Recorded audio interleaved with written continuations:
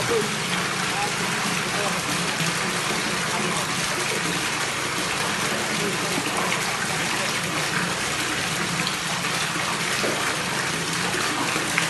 ni?